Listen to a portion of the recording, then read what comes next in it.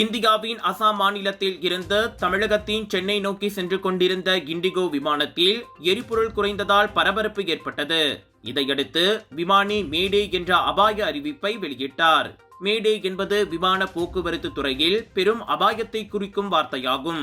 3 முறை விமானி மேடே என அறிவித்து எரிபொருள் கையிருப்பு குறைந்துள்ளதை தெரிவித்தார்.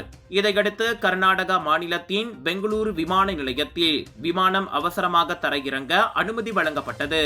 பயணிகளுக்கு எதுவும் ஆகவில்லை என்றாலும் விமானியும் துணை விமானியும் பணிப்பட்டியலில் இருந்து நீக்கப்பட்டுள்ளனர்.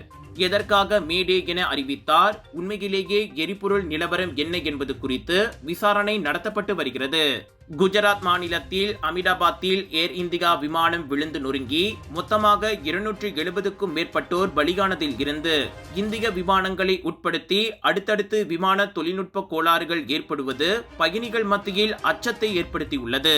ராஜயோகாவின் தனித்துவம் நிறைந்த ஓமம் தண்ணீர் சுப காரியங்களுக்கு உபயோகிக்க ராஜயோகாவின் பன்னீர், ராஜயோகாவின் சுத்தமான தேங்காய் எண்ணெய் மற்றும் ராஜயோகாவின் தரமான எள்ளிலிருந்து எடுக்கப்பட்ட சுத்தமான நல்லெண்ணெய், இவை அனைத்தும் உங்கள் ராஜயோகாவில். இது ஒரு சிம்லா மார்க்கெட்டிங் வெளியீடு.